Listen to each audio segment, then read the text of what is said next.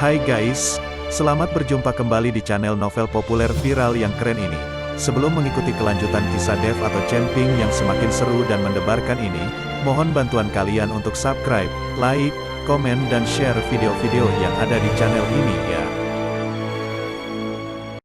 Perlu diketahui bahwa novel Perintah Kaisar Naga ini adalah termasuk kategori novel ongoing. Jadi waktu update dan jumlah bab setiap hari menyesuaikan dengan update dari autornya.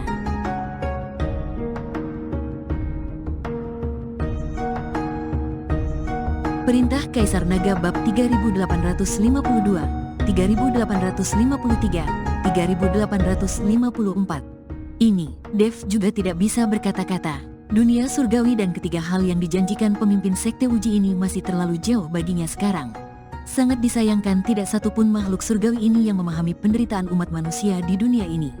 Meskipun warisan sekte Wuji yang diberikan oleh pemimpin sekte suci Wuji adalah harta yang tak ternilai bagi banyak makhluk abadi. Tetapi bagi Dev, itu agak tidak berguna dan palsu. Kamu harus melihat warisan dari sekte suci Wuji. Meskipun belum lengkap, itu pasti sangat mengesankan. Aku tidak tahu berapa lama formasi di luar mansion dapat dipertahankan. Sekarang manfaatkan kesempatan ini. Jika kamu bisa mendapatkan manfaat dari warisan sekte suci Wuji itu, kami tidak perlu takut dengan orang-orang di luar itu, kata Raja Iblis Awan Merah kepada Dev. Dev berpikir apa yang dikatakan Raja Iblis Awan Merah itu benar. Daripada mengeluh, lebih baik mendapatkan warisan sekte suci Wuji sesegera mungkin. Dev mengambil warisan sekte Wuji, dan kemudian ledakan kekuatan spiritual menembusnya. Nyium, saat berikutnya, pikiran Dev meraung, dan kemudian lautan kesadarannya bergetar. Informasi agung terus mengalir ke lautan kesadaran Dev. Warisan ini sangat besar dan kompleks. Ketika Dev menerima warisan itu, seberkas cahaya tampak jatuh dari langit dan mengenai Dev. Momen ini membuat Dev merasa sangat nyaman. Dev tidak merasa bahwa warisan sekte suci Wuji tidak banyak berguna, tetapi pancaran cahaya yang tertarik oleh warisan itu dipenuhi dengan energi yang agung. Dev beralih ke teknik kondensasi hati dan mulai menyerapnya tanpa ragu-ragu. Cairan roh abadi telah diserap oleh pemimpin sekte suci Wuji. Dev tidak akan melepaskan aura yang dibawa oleh berkas cahaya ini sekarang. Dev menyerapnya dengan gila-gilaan. Saat ini, Mu Yao dan beberapa anggota keluargamu sedang berjongkok di luar mansion. Mu Yao sangat cemas saat ini. Saya tidak tahu apakah wanita tertua telah menerima berita itu. Mengapa dia belum datang juga, kata Mu Yao dengan cemas. Pamanmu, lihat, pada saat ini, seseorang memperhatikan seberkas cahaya sepertinya jatuh dari langit dan menyinari mansion. Mu Yao melihat ke arah cahaya, ekspresinya menjadi semakin serius. Aku tidak tahu petualangan macam apa yang akan dialami anak itu di dalam sana. Aura dalam pancaran cahaya ini sangat kuat. Mungkin dia sedang menyerap warisan sihir abadi itu. Kita tidak bisa menunggu lebih lama lagi. Aku akan pergi mencari wanita tertua. Kalian tetap di sini saja. Jika Dev keluar, jangan berkelahi. Beritahu aku, Mu Yao tidak bisa menunggu lebih lama lagi. Tapi dia tidak bisa menghancurkan formasi mansion sekarang, jadi dia hanya bisa menunggu Mu Naiyi datang. Sekarang Mu Naiyi belum muncul. Mu Yao menjadi sangat cemas. Baik, dimengerti. Beberapa anggota keluargamu mengangguk. Baru setelah itu Mu Yao pergi menemui Mu Naiyi dengan pikiran tenang. Jika dia menunggu Dev menyerap warisan sihir abadi, itu akan terlambat. Ketika Mu Yao sedang mencari Mu Naiyi telah kembali ke aula utama sekte. Di sini, Mu Naiyi bertemu Binglu dan lainnya yang sedang menunggu Dev.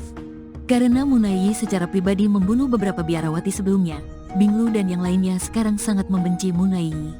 Lan Yingying juga memelototi Mu Naiyi. Sebagai tetua istana Guanghan, dia benar-benar menyerang biarawati istana Guanghan dengan sangat kejam.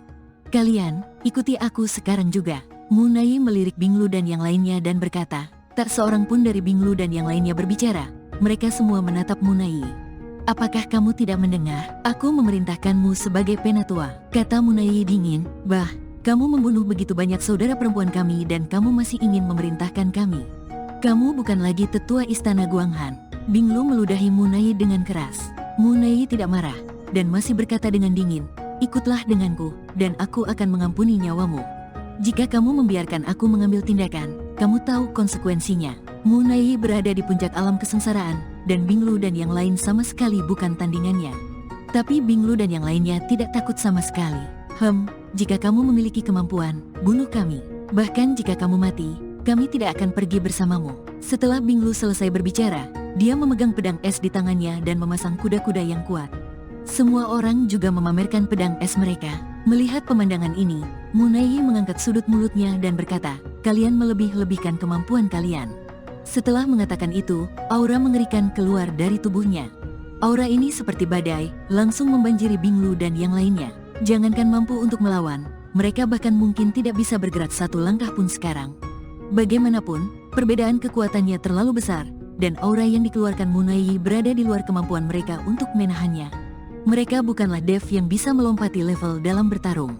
Tepat ketika Binglu dan yang lainnya kehabisan nafas dan tubuh mereka terjatuh, tiba-tiba sebuah aura datang dari belakang, membuat Binglu dan yang lainnya langsung rileks.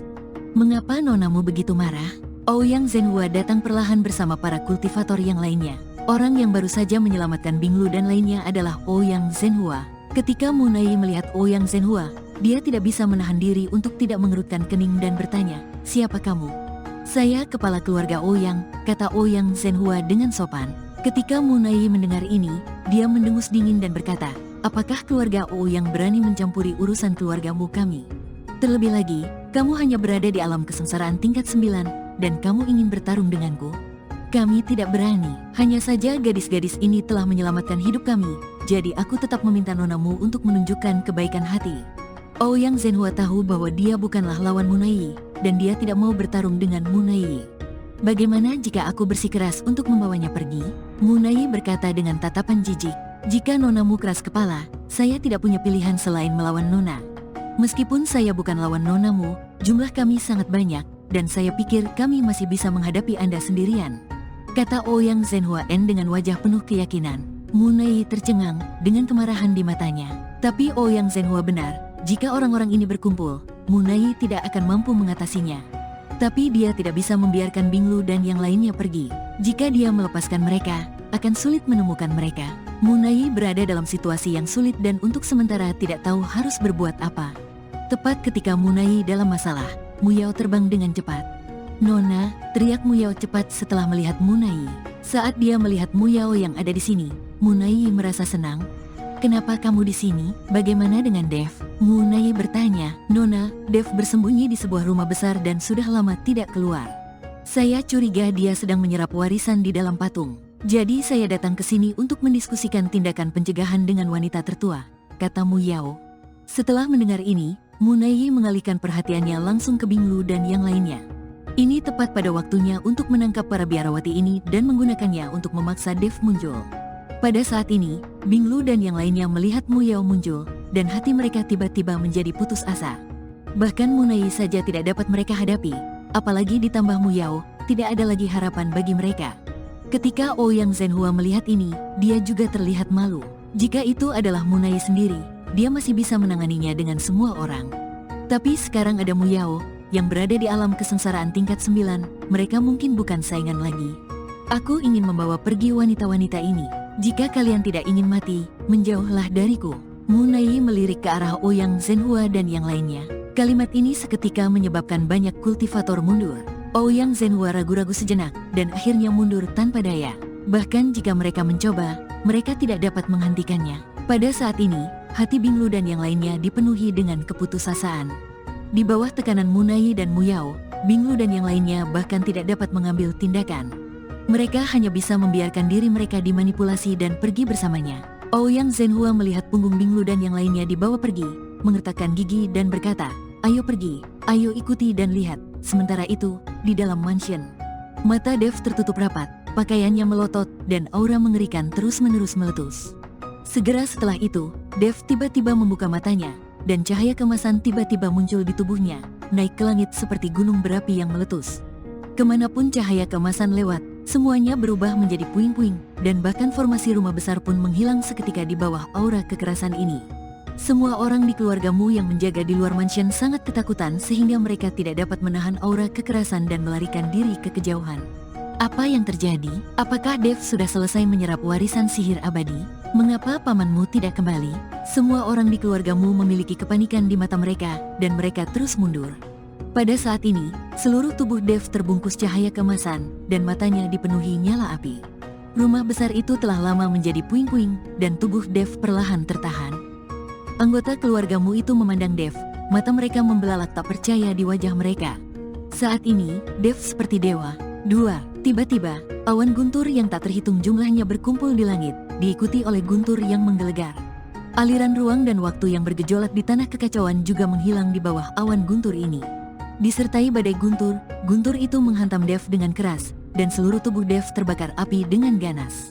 Kesengsaraan guntur, dia menerobos. Ini bahaya, tolong beritahu pamanmu dan wanita tertua secepatnya.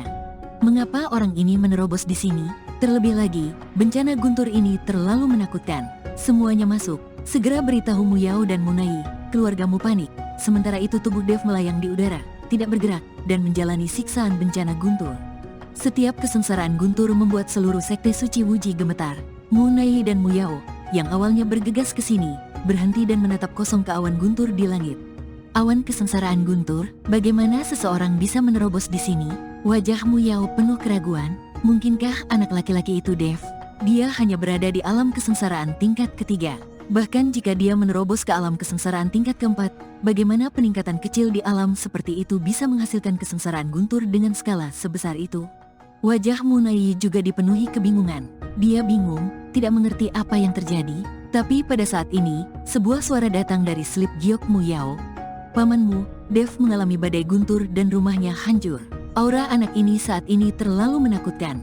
Benar saja, Devlah yang membuat terobosan. Ayo cepat. Ketika Munai mendengar bahwa memang Devlah yang membuat terobosan, dia merasakan firasat buruk di hatinya. Munai dan Muyao membawa serta Binglu dan yang lainnya dan mempercepat langkah mereka. Mereka berharap untuk tiba sebelum Dev berhasil melewati kesengsaraan. Dengan cara ini, mungkin ada peluang untuk mencegah Dev meningkatkan wilayahnya, atau bahkan membuatnya gagal mengatasi kesengsaraan dan mati dalam kesengsaraan guntur. Pada saat ini, bencana guntur melanda Dev satu demi satu, tetapi Dev tidak memiliki ekspresi apapun di wajahnya. Kesengsaraan guntur ke-8 telah terjadi. Peningkatan tingkat kecil itu telah menyebabkan 8 kesengsaraan guntur yang sangat mengerikan. Pantas saja dia berani melawan wanita tertua. Tampaknya ini benar-benar merupakan tinjauan ke masa depan. Orang ini benar-benar sulit untuk dihadapi. Keluargamu terkejut ketika mereka melihat Dev berdiri diam di tengah guntur. Nak, aku tidak akan membiarkanmu berhasil mengatasi guntur kesengsaraan.